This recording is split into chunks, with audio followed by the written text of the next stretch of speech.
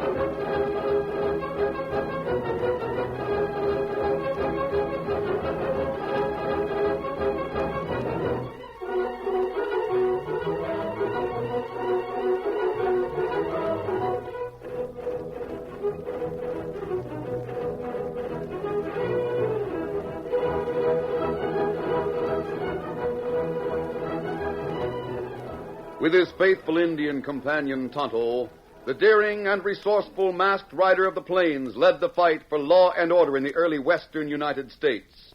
Nowhere in the pages of history can one find a greater champion of justice. Return with us now to those thrilling days of yesteryear. From out of the past come the thundering hoofbeats of the great horse Silver. The Lone Ranger rides again. Come on, Silver! Let's go, big fellow! Hi-yo, Silver! Hi!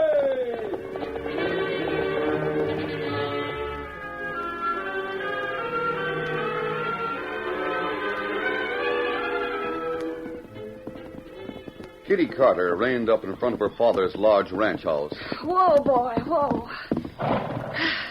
Easy, fella. Well, evening, Miss Kitty. Hi, Jed. Guess you can put Blackie away. I won't be riding again this afternoon. Yes, ma'am. Miss Kitty, well, that is... Go on, Jed. Well, me and the boys, Oh, hang it all, Miss Kitty. It just don't seem possible that your dad has to give up the Circle O spread. I know, Jed. Well, it just don't seem right.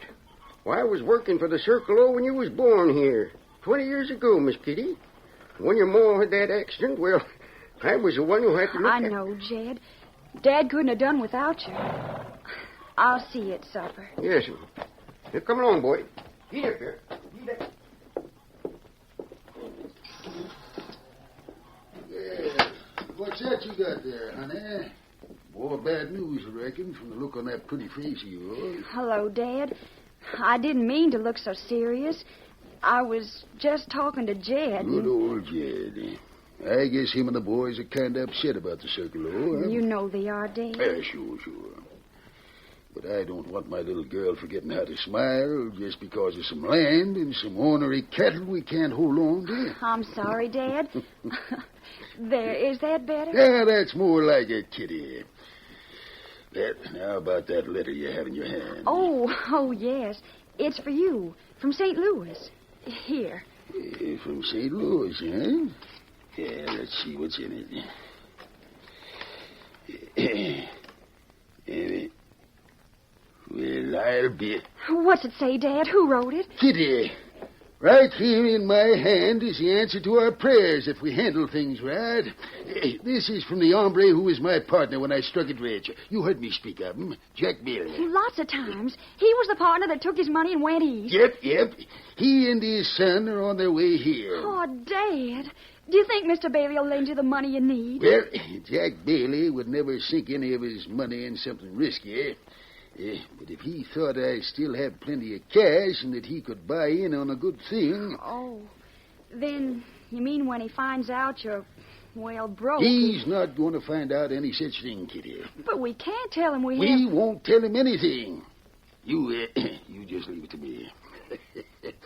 I'll just drop a few remarks that'll set Jack Bailey thinking. Before he leaves, I'll wager he'll be begging me to let him buy into the Circle O. And after refusing and then hedging a bit, well, I reckon I'll accommodate Jack and let him do it. Oh, Dad. You and your scheming. But will it be honest to do that, Dad? Well, what's dishonest about it? With all the cash Jack puts up, the mortgages can be paid off. Then he'll own a share of the Circle O. Why, he'll make money in the long run. Well, it's all right then. Golly, Dad, I hope you can put it over. It'll mean just about everything to us. I can't wait till tomorrow when Mr. Bailey gets here.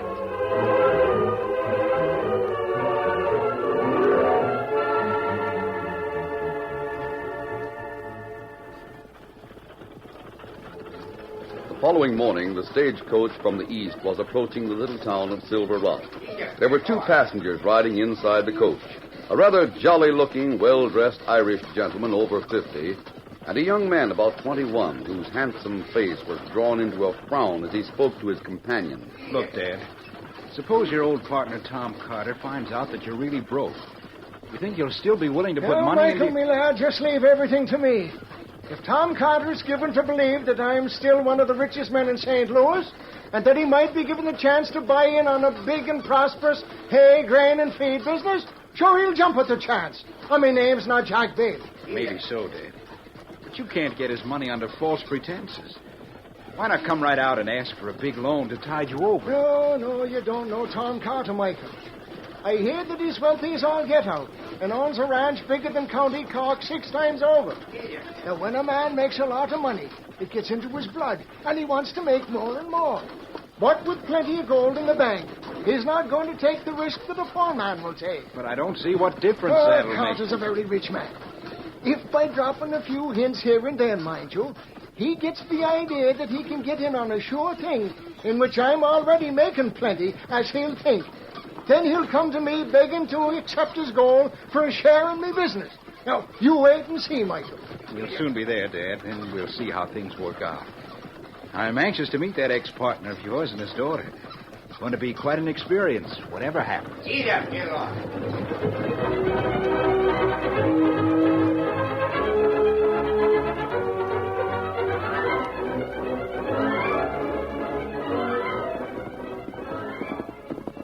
It was past noon when Tonto, Indian companion of the Lone Ranger, rode into their temporary camp in the hills west of Silver Rock. Oh, Scout, ho, fella. Well, Tonto, I didn't expect you back from Silver Rock so soon. Tai Kimasabi. Aye. Me there when stage come in. Me hear 2 men talk. And talk not good. Oh, tell me about it, Tonto. Well, me at hitch rack, putting supplies in saddlebags. Man and horse ride up, dismount. Other man come from up street. Them not see me standing beside Scout. Them talk.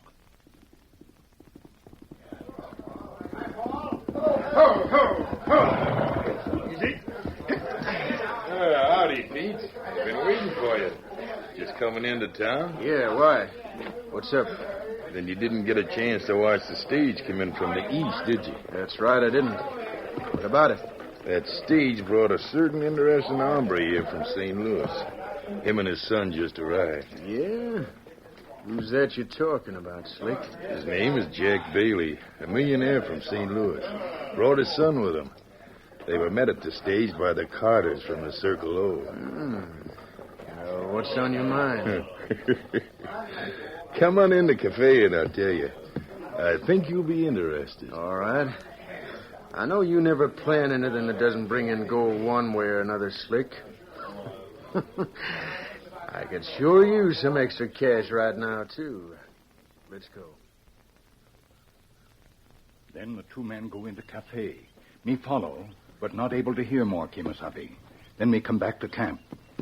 Me not think what them planning is right. I agree with you on that, Tonto. Whatever it is Slick has in mind, it has to do with the millionaire from St. Louis, Jack Bailey. Men talk about Carters from Circle O, too. Yes. Tom Carter is thought to be very wealthy, but I happen to know he's having financial difficulties right at this time. He might lose everything he owns, including the Circle O spread. Oh, maybe that's why rich men come from St. Louis. Tom Carter must have sent for him. I understand Carter and Bailey started out as partners years ago. Oh. And what do you think two men in town plan to do? We'll ride to Silver Rock and see what we can find out. Here, Silver. Easy, big fella. Easy. On, Silver. Get him up, Scout.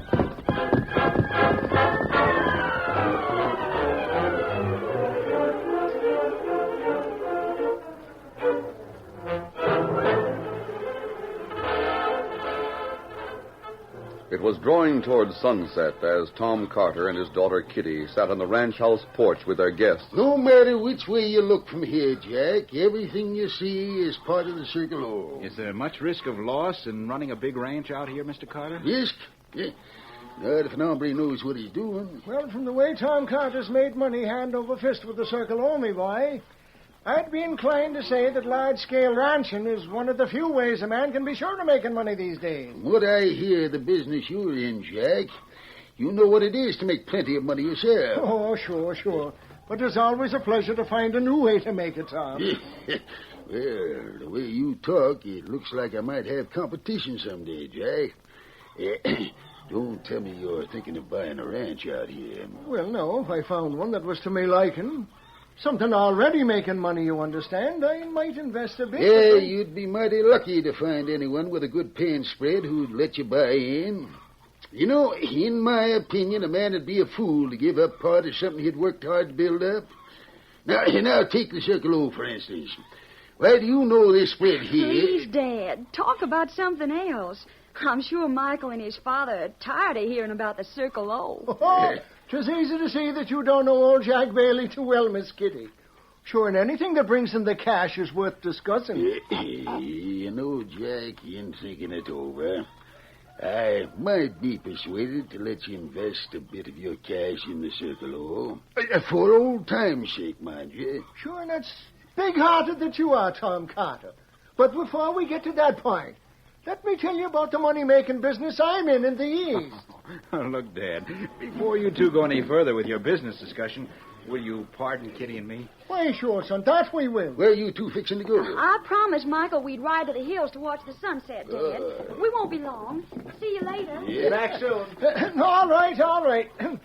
No, Tom, where were we? Yeah. Oh, yes. Now, I want to tell you what a fine investment a man can make in the hay, feed, and grain business.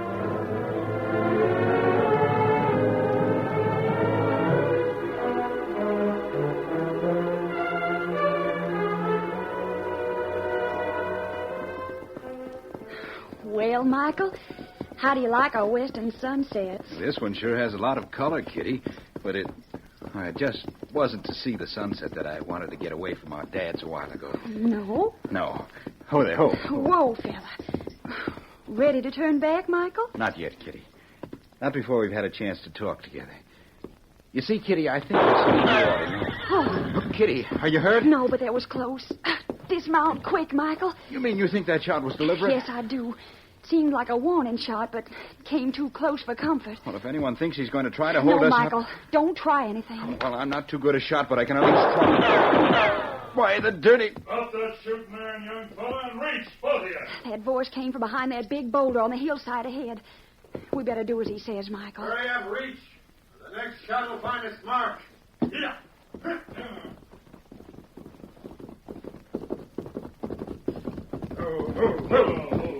What's the meaning of this? Who are you? Down to your broncs, both of you. You're coming along with us.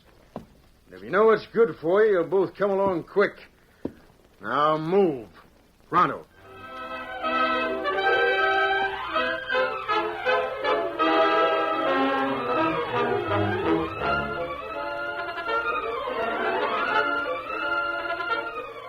The curtain falls on the first act of our Lone Ranger story.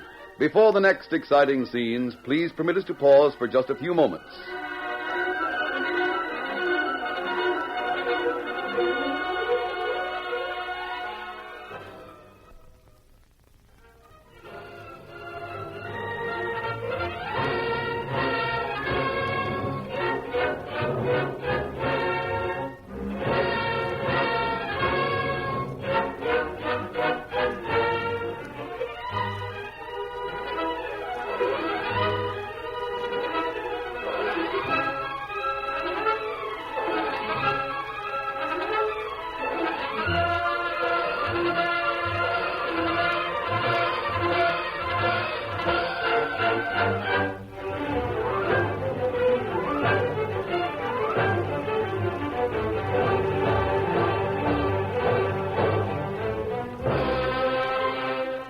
Now to continue our story. Kitty Carter and Michael Bailey were forced to ride with the two outlaws. Meantime, after riding to the outskirts of the town, the Lone Ranger had stopped and with Tonto's help disguised himself as a ranch hand. Then the two men entered Silver Rock to find out what they could about Slick and Pete. Discreet inquiries brought out the fact that the two men were strangers in town. Later in the cafe, Tonto saw Slick alone at one of the tables playing solitaire and pointed him out to the Lone Ranger. It was after sundown when Pete joined Slick, and together they went to their room at the local hotel. And now what, Slick? Wait a minute, Pete. Well, I take a look out of the window. I found out some tall hombre and an Indian were asking about us in town. And they hung around watching me this afternoon. You think they were wise to what we were doing? I don't know. But they're sure trying to find out. I expect them to follow us over here and to snoop around, trying to hear what we say. I'll go out and look around in case... Now, wait. In a couple of minutes, we'll talk loud enough so that if they are listening, what we say will send them into a trap so we can get rid of them. It's a good idea. Yeah, where did you take the two you picked up? To the old shack up in the canyon, like you told us to. Good. We'll talk about how we're going to get the ransom money from Carter and Bailey later. Now we'll talk for the benefit of any snooping coyotes that might be listening.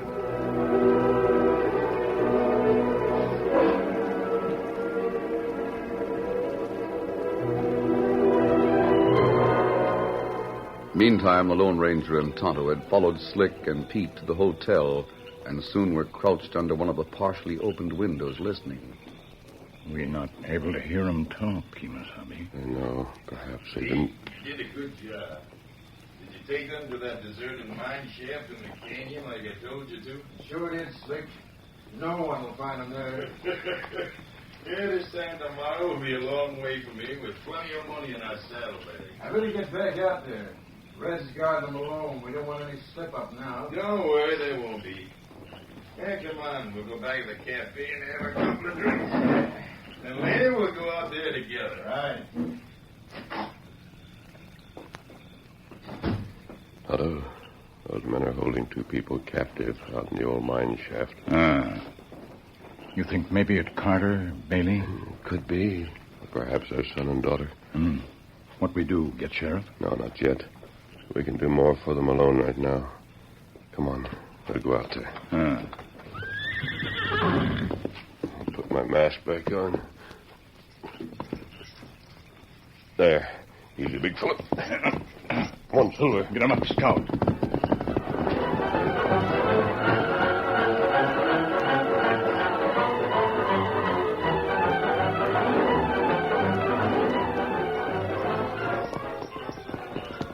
Moonlight's so bright I can see the entrance to the mine shaft from here, Tonto. Me see it, too. You think maybe, fella, them leaving shaft be watching? The shaft runs quite far back into the hill, Tonto. They use it as a hideout to stay far back out of sight. He won't be expecting us. That right. We'll leave the horses outside and go in on foot. Oh, Silver. Scout. Oh, fella. Have your guns ready. We have them ready. Moonlight not shine very far into shaft, Kimasabi. We need torch, maybe. No. It'd make too good a target for the guard they left here. You'll probably hear some sort of light back in the shaft. May not see any light. It's plenty dark in there. There are a few branches off this main shaft. Could be that... Wait a minute. Why we stop? Strike a match, Tonto. Look, Tonto. The floor of this shaft is covered with silt. Except for our footsteps, it hasn't been disturbed for some time. That right. There's no sign to show men go into shaft today. There might be another entrance, but What we do now? Follow me, Tonto. We'll find out where those prisoners are, and I don't think it'll take us very long.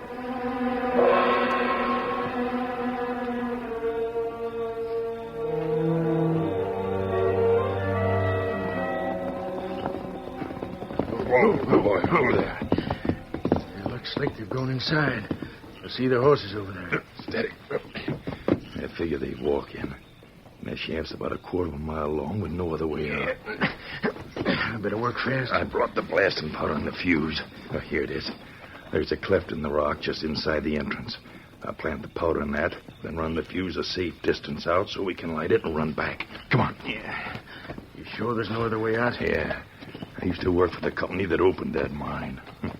The blast will close that entrance with solid rock. And those two snooping hombres will be out of our way for good. Working hastily and cautiously, Slick and Pete planted the blasting powder and set the fuse. Then, lighting the fuse, the two men ran to cover behind a nearby large boulder. Hurry, it'll blow any second, Pete. We'll be safe enough here. Better hold the horses. The blast will scare them, Pete. I've got them. They won't get away. Easy, boy. Easy there. Yeah, that did it all right. Look over there, Pete. Well, I'll be... Tons of rock covering the entrance of the shaft. Them two are done for. Sure. And they won't need that nice-looking pinto and that white stallion, so we'll just... Whoa! Whoa there! The horses are running away. Oh, you slick. The blast scared them. We could use good horses like those. On our way back, we'll track them down. Sure, they won't run far. I noticed them in town today. Those are mighty valuable horses, Slick. Yeah, that's right. They sure are. Well, let's get going back to the shack. We have a lot of planning to do before we get money from Carter and Bailey. Easy. Let's go then. Get up,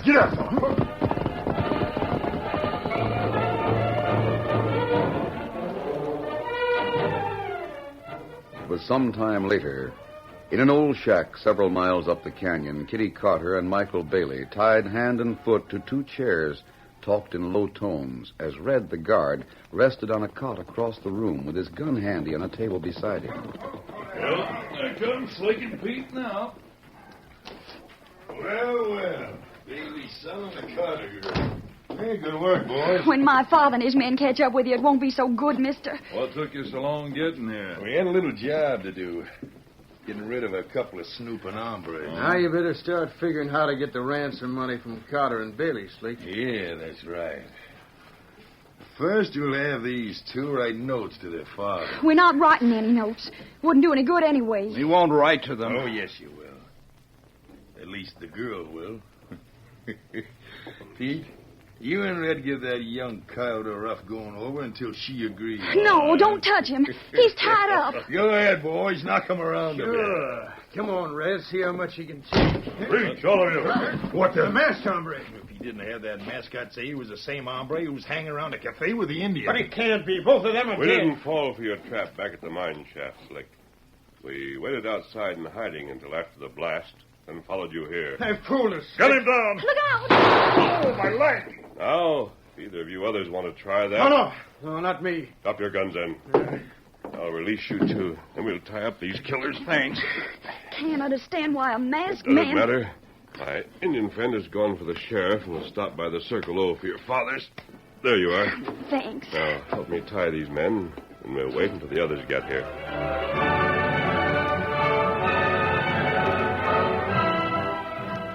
About 2 hours later, the group in the shack heard hoofs approaching and stopping outside. They've come at last. What's going on here? A masked owl hood, huh? Wait, Sheriff. He's our friend. He caught these men and set us free. Well, I'll be... Kitty, are you all right? Of course, Dad. Have you, Michael? Have they hurt you, me lad? If they have, sure I... Take it easy, Dad. Thanks to this masked man, we're all right. The only masked men I've heard of out here are outlaws. If I were an outlaw, I wouldn't have sent for you and the sheriff. He's right about that. He wouldn't. Dad, I've told Kitty about... Well, that you're practically broke. What's that? You, Jack Bailey, broke, you say? Well, no. As a matter of fact, I thought if I could get you to put some money into my business, things would be all right. So that's it. You were pretending to be rich, so's that put money in... Wait, Dad, before you say too much. You see, I told Michael about your financial trouble. Sure, you don't mean to tell me that you... Might as well admit it, Jack. The Circle O's about to go under. Just a minute, Mr. Carter. Didn't you put a large amount of money into stock in that mining venture up the canyon last year? Yep. Buying a lot of that worthless stock is what put me where I am today. These men tried to trap Tonto and me in that mine tonight. They blasted the entrance. That right? Just after they set off the blast and before we rode after them, I noticed a glitter in the bright moonlight coming from the newly exposed wall of rock. I picked up these pieces. Let's see them. Here, look them over. Great Jesus, ghost. Streaked with gold. That's right. The blast uncovered the vein you were hunting for last year. Your company sunk that shaft just a little to one side of the vein. Oh, Dad, then that means... That means, Kitty, we won't have to give up the Circle O, eh? And it means Jack Bailey is going to be my partner again, too. Sure, no, I don't know what to say about that, Tom. While you're all talking, I'll get these crooks back to town. Get 'em moving, man. Well, as I started to say, Tom, I couldn't let you give me a share in that mine. 'Twould be like taking charity. And You might as well take it, Dad. There's going to be a partnership in the family anyway. Well, that depends, Michael. But I think there is a good chance of it. You mean that you and Kitty Carter are going to be... That's right. What? I won't take no for an answer. And neither will I. Well, Mr. Bailey, it looks as though my dad and your son are going to get their own way. Shall we give in? Sure, and why not? After all, it seems like fate has brought all this about. In this case, I'd say fate wore a mask. Say, no. Who was that masked man that did all this for us anyway? I don't know. But I do know that outside of Michael, he's the handsomest, nicest man I've ever met. Now, see here. I found out who he is, and it's too much to have you compare me to the Lone Ranger. Oh, Michael, the Lone Ranger. If I'd known that, you'd never have had a chance. And now he's gone. Sure, and it's a good thing you said that with a twinkle in your eye, Kitty. For from what I've heard, you wouldn't have a chance with the Lone Ranger, now or ever.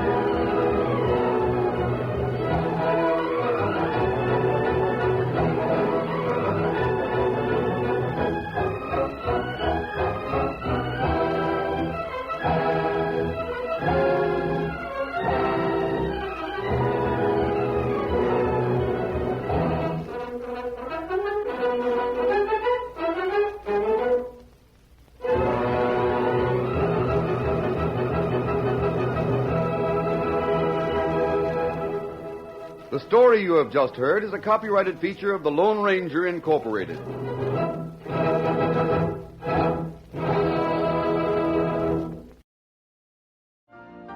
You've been listening to the OTR Gold Network. Find more classic radio at otrgold.com.